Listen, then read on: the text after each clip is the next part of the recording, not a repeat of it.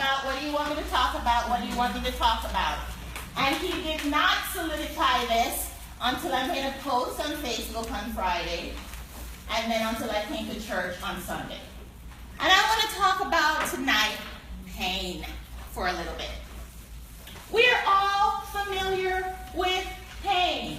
Just the fact that you're a single mom means that you know something, a little bit about pain.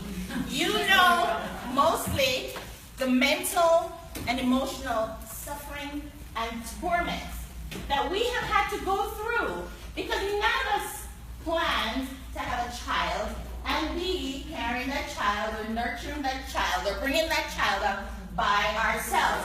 When we got married, Eloisa, we all planned to be married forever, didn't we? Yes, we did. So pain was never a part of our plan, right? And so, it's a part of our reality now. It is a part of our reality. There are some things I want to address really quickly because I only have a half an hour to do it. And I want to talk about some of our brothers and sisters in the past who are also very familiar with pain. I know that I got to a point where it felt like my calling was suffering. I got to the point where I got so complacent with pain that I thought to myself, you know what, this is just my lot in life. This is just the way it is for me. I could tell you stories from when I was a little girl, molestation, almost being raped and everything, all the way up. And it's just been constant struggle, constant pain. Okay? But then God reminded me in the Word. And when we know the story of Joseph. His story starts in Genesis chapter 37. And it goes all the way to Genesis chapter 50. But I know for all of us, and as many times as we've heard the story of Joseph, the main thing that we walk away with is Genesis chapter 50, verse 20. What you meant for evil, God turned it around. Ex-husband, you walked out of me, and you thought I was going to fall flat on my face. But guess what? God turned it around. Amen. The thing I love about Joseph, though, is that when you read the story of Joseph, I never read anywhere through all of his journey, through all of everything that he went through, from being dumped in the pit, to being sold into slavery, to being sold to Potiphar, to ending up in prison. I never heard him point a finger back at his brothers for all the wrongs that they did to him. Never once did he talk about his brother. Never once. He just consistently made the best of his circumstance. And the one time we hear him talk about his brother was to say, look, it's cool. No biggie. We're still tight. I know you didn't mean me any good, but guess what? Look at where I am now.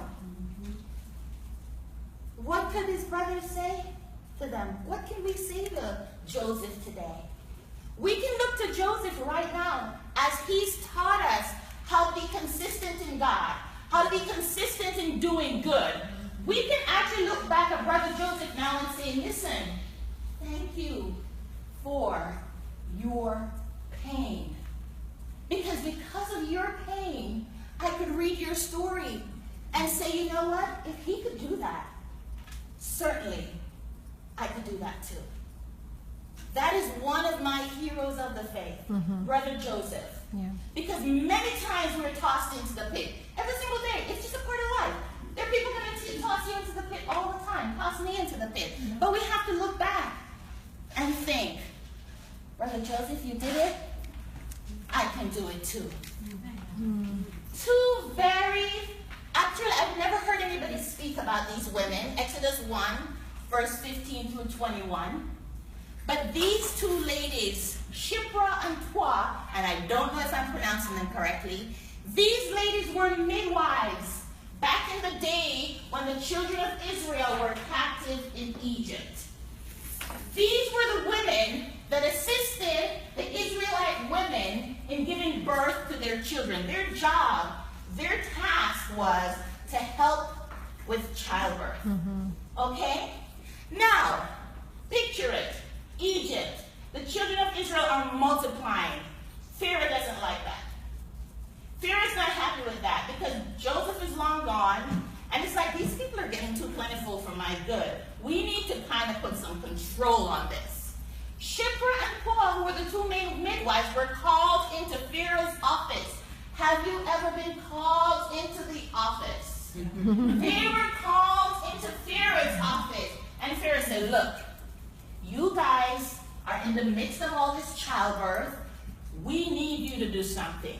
As soon as the boys are born, you need to kill them.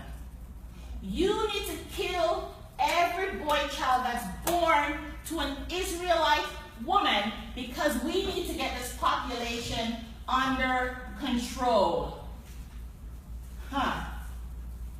That would be like somebody calling you away from Christ Fellowship, away from Strength for Single Moms, and saying, look, we don't like how Strength for Single Mom is growing.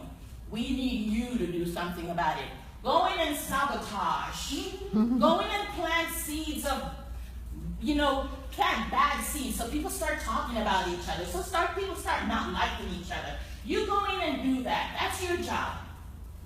These women were put in a bad situation. But what did they do? The Bible said they respected God. And you know what? They couldn't do it. They just couldn't do it. And so at the risk of being hurt themselves, at the risk of experiencing pain, at the risk of being killed, they denied what Pharaoh wanted them to do, and they went ahead and they let the Hebrew boys live. And so the Hebrew women, they kept bearing children, and the population kept getting bigger. And just think about it. Think about it. Think about the possibility that Shiphrah and Puah is the reason why Moses came around eventually. Is the reason why God could go ahead and say, I need you. I want you to now go back into the land of Egypt and bring my people out. Think about it. Our pain is not just for us. Everything we go through in life is not ever just about us. Ever. Everything we go through in life has such a bigger picture. And in the moment, we can't see it. We can't feel it. And that's why we need to be like Joseph, where Joseph was single-minded, and he said, you know what, I'm not even thinking about this. Let me just do my best in the midst of my circumstances. Okay? Shiphrah and Puah, remember their names. The third one I really love. Good old Hannah. Good old Hannah. Oh my God. So Peninnah had it going on, right? Because she was able to push out those babies, and her husband was happy. And poor Hannah could not have any children. And Peninnah, she didn't comfort her and say, let me pray with you, honey. It's going to be all right. Just trust God. No, she didn't do that. She teased her. She laughed at her. Everything to make her miserable is what Peninnah did to Hannah. And what did the Bible say Hannah did? And I pulled out the main things that I wanted to show that Hannah did. In the midst of her pain and her crying, she prayed to the Lord. She kept on praying. She prayed in her heart. I've been praying. And I just want you to see the key response that we should have to our pain as modeled by Hannah. Prayer. She kept on praying. She did not stop praying. And we all know the story. God answered her prayer and she gave birth to Samuel, meaning God answers prayer. Thank you for your pain, single moms. Tell somebody, thank you for your pain. Thank you for your pain. Thank you for your pain. Thank you for your pain. So a few things that I learned as I was preparing this, or the Holy Spirit laid upon my mind, as we're going through pain. And listen, don't minimize it. I'm not minimizing it. I'm not minimizing pain. Pain is pain. It's real. We are humans and we live in humanity. We live in our flesh. It is very real.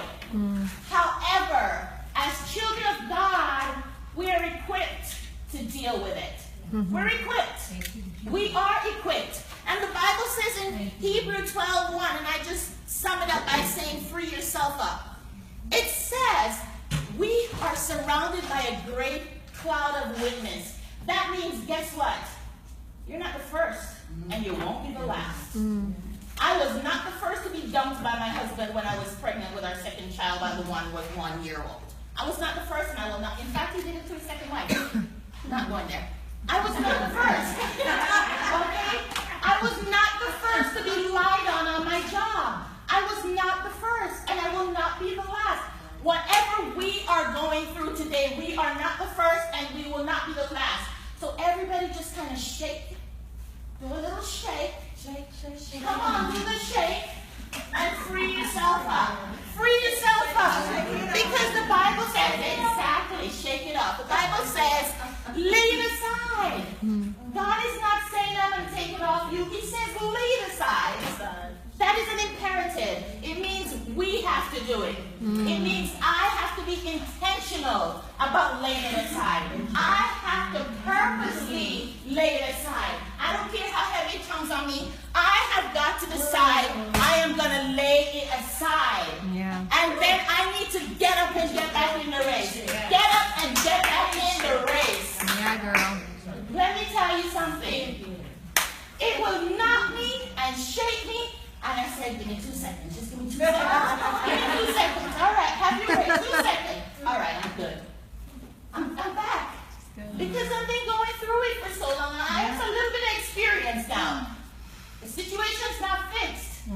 But I'm back. And because the race is not done. The Bible says the race is not given to the swift, but to those that endure. Endure to the end. Thank you for your pain, single moms. Thank you. Hebrews 12:1. Free yourself up and keep going. Team up. Team up. 1 Corinthians 10:13. I already mentioned this. We're not the first, nor are we the last. Our problems are common to men. So when we team up in here every Wednesday night, when we team up on Sundays, when we team up in small group, guess what? Eloise, oh man, I'm going through this. Really? You know, I just did that last week. What did you do? How did you get through this? Help me out. Help a sister out. That's what teaming up does. And that's what our church tells us to do. Our church says, do not do life alone. Don't do it alone. I'm a master at doing it alone. I have years of experience. I'm a natural isolator. I'm naturally an isolator. I am. But I am being very deliberate. Last year I made a resolution. I'm going to let people in. I'm going to be more outgoing. I had to make a decision because we are better together. We're better together. So team up. Team up. Power up. Power Rangers movies out. I'm going to see it. I'm going to see it. I know I'm going. Listen, y'all. There was a time in my spiritual walk when my kids were little and they were into power up, and I got a Holy Spirit revelation. And he said, power up. Sometimes you gotta go, power up. And get that full armor on. Get the full armor on. Put on your full armor. That is your version of Power Rangers powering up. I am so silly, I will stand up in the morning and say, power up, girl.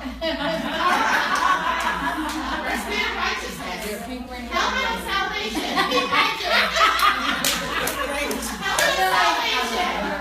Shield of faith. Sword of the Spirit. Feet shod with the preparation of the gospel. Listen, praying always. Praying always. Again, listen. Put is an imperative.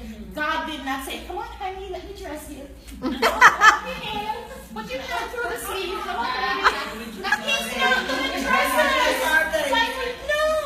The Bible says put on. It means I have to get up and I have to dress up. I have to do it. This is no time for us to sit around waiting on God to do some of the things we're waiting on God to do. Thank you, single moms, for your pain. Thank you. Thank you for your pain. Power up. Cheer up. Cheer up. Guess what? God is not surprised. He already told us in John 16:33. In this world, you are going to have. He didn't say you might. He didn't say there's a possibility. Now, honey, if you do this, maybe not, if maybe. No. He said, in this world, you will. You will. It's unavoidable. You will. Somebody is going to upset you on I-95. Somebody is going to bust in front of you. Somebody's going to do it. Somebody is going to hold up the line in Publix when you're in a hurry. Somebody's going to mess with your kids. Your kids are going to mess with you. Your kids, oh my God. Your kids are going to mess with you. It's going to happen. But God said, cheer up. Yeah. Cheer up. Be of good cheer. Because what? I know it looks like this, but trust me when I tell you that this is God speaking. I got this. I got this, honey. Just go ahead and cheer up. Cheer up, baby doll. Again, it's an imperative. Be of good cheer. Be of good cheer. He's not going to go, oh, cheer is coming your way. Oh my God. It's not going to happen that way. It's a decision. We have to decide. I don't care if you're on the job and you have to go to the bathroom to get it together. Go to the bathroom and talk to yourself. Go to the bathroom and talk to yourself. Come on, girl.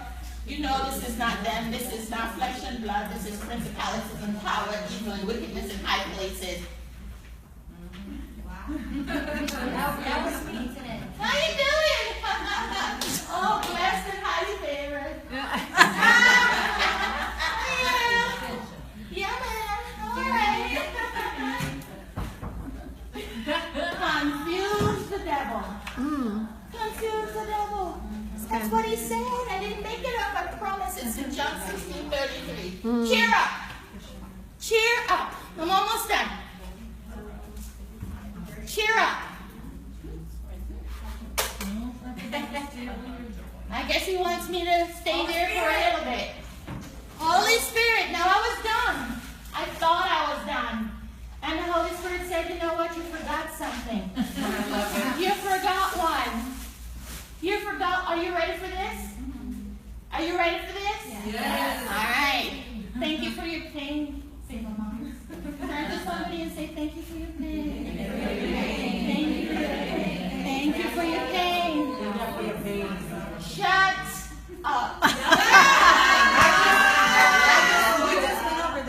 Shut up. Listen, and I'm not bashing my ex-husband because our lives happen for testimony. My pain is for you, my pain is not for me. So this is just a testimony. He's forgiven. I don't hold anything against him, but this is my testimony. My testimony was, I was dealing with somebody that when he left me, because he couldn't get to me, he tried to go around and defame me. So he went and he said all manner of evil to people about me. And I would hear stuff, and I remember driving in the car one day, and I'm like, Lord, please, just please, could I just please say something back? I got stuff I could say. Just give me the word, God. I just want to reply to one of these things. This was my prayer now, right? I just want to be able to reply and respond to one of these things he's talking about. I got stuff, Lord. I got tons of stuff. I got stuff. You know I got stuff, Lord. I got stuff. And God said, the Holy Spirit said, listen, girl, he doesn't know me like you know me.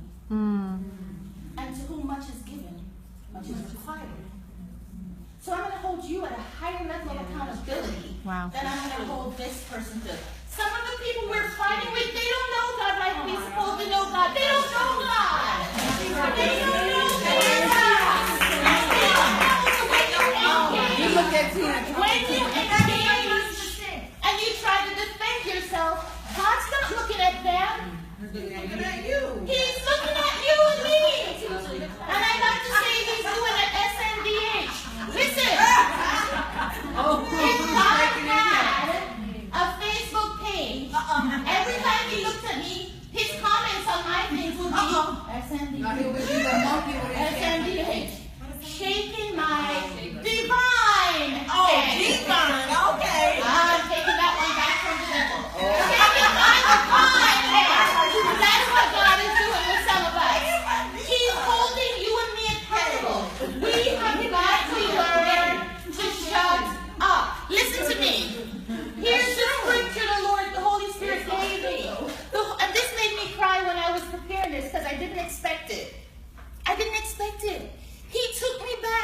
to when Christ was being afflicted. Think about it. Think about it.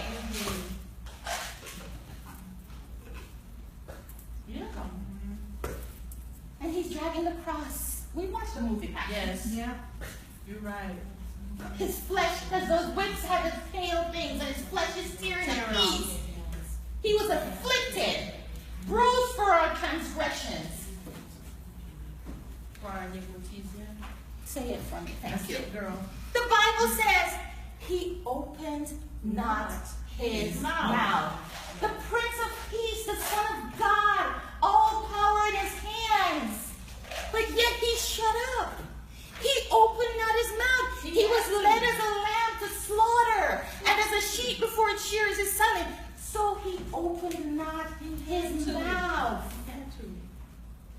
Listen, thank you for your pain. Thank you for your pain. Sorry, I have to put this. Thank you for your pain. Your pain is not about you. Shut up. Shut up. I'm only telling you what he told me. Say it again. I'm only telling you what he told me. A lot of times we go around and we just talk and we complain and we whine and we don't realize that God is entrusting us with ministry. God is entrusting. He doesn't trust everybody with what we're going through. He handpicked us. He picked us. He handpicked you, me. He handpicked us for this journey. He handpicked us. He did. Thank you, Lord. He said, have you considered Tina? Have you considered Eloisa? Have you considered Roxy? He handpicked us for this journey. Why? Why? God, why? Jesus. I've had 2 people thank me for my pain, and it totally took me off guard. Because I don't understand why, after single parenting for 16 years, I'm still having these issues. Which, when I think about it, really, I have great kids. I'm just tired of all kind of stuff of the enemy. You know, when we're tired, we got to take care of ourselves. When we're tired, the enemy makes everything look more than it is. So sometimes when we're going through, we got to check ourselves. And like Charles Stanley said, if you're hungry, angry, lonely, or tired, you're vulnerable. Yeah. You're vulnerable.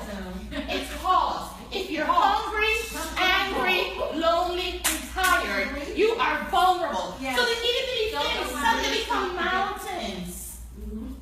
And as single moms, we need to look for those triggers and deal with them. Because ultimately, the enemy is the enemy. Yeah. And not our people. Yeah, that's right. So let's just take this. Let's just shut up. Ladies, queens, sisterhood. Thank you for your pain. Stop with the shirt. Yeah, sure. I put a handout on your table. Please turn it over. Please take one each. And you can turn it over. On Sunday,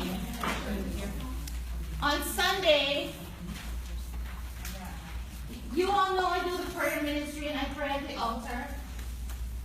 And I was kind of going through some stuff. I was going through my own little pain. On Sunday, I was at the altar waiting to pray. And this young lady with her 4 kids came to me. And she said, oh my God, I'm so glad I saw you. The Lord told me to come. He said, go back to her. He said he told me to come. And she started telling me how, God had answered her prayer, blah, blah, blah. And I sat with her because I wanted to hear her. And then she just out of nowhere said, thank you for your pain. Because if you had not gone through everything you've been through, you could not have prayed for me the way you did. I would not have been able to connect. She said when you prayed, something broke. Wow. And that's because you prayed for the point of being there and going through and overcoming. She didn't know I was in pain at the time. I needed to hear that. I needed to be reminded of that. This poem that you're about to read is published in this book by Celeste Lee. Oh, Kobe it's, Sargent, Yep. Triumph Over Suffering. it's great. And I met Celeste in a small group years ago at Gardens Christ Fellowship.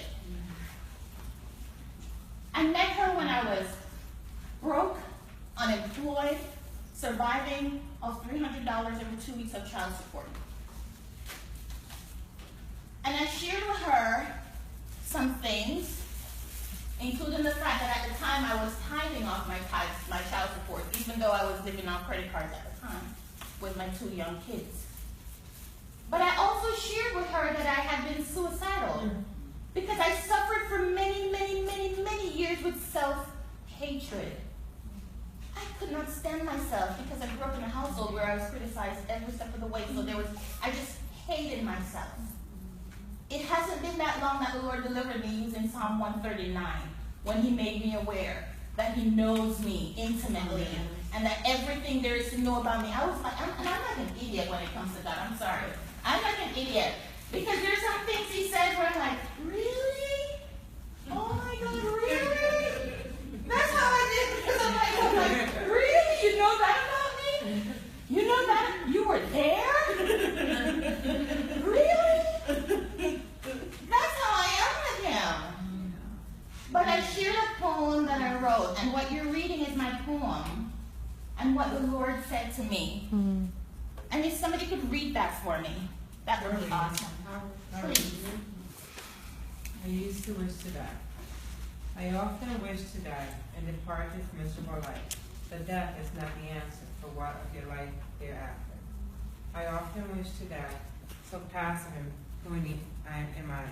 But death is not the answer. Just stop for a bit and ponder. See, your life is not just about you. There are people to whom you're assigned. Your struggles are not just for you. How you handle them can save someone's life. I used to wish to die. So foolish and selfish was I. But that's already been done, and the victory won by God's only begotten Son. Amen. Amen. Those were my feelings. Those were my feelings. And I still tear up when I hear it.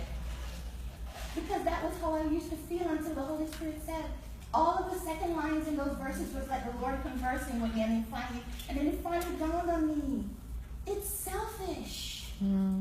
It's selfish to want to escape the stuff that the Lord is saying. Look, I know where you are. Trust me on this. I know where you are. Trust me on this, man. I love you too much for this to destroy you. Trust me when I tell you, the better you is on the other side of this. Your best you is yet ahead of you. Trust me on this. The girl came up to me on Sunday and she said, thank you. Thank you for your pain. I knocked me down and just started crying. And then everything made sense again. I had been praying for somebody on the phone another time, and she said, thank you for your pain. Who is God? Are you going to be ready when God sends you your person? Or are we going to just be so consumed by the thing that we miss the opportunity for God to use the thing to encourage somebody who's about to go into that thing? Yeah. You're chosen. You're chosen. You are chosen. I don't care what you think about yourself. God has chosen you. And the Holy Spirit, God is saying, thank you for your pain. Thank you. Thank you, Mama.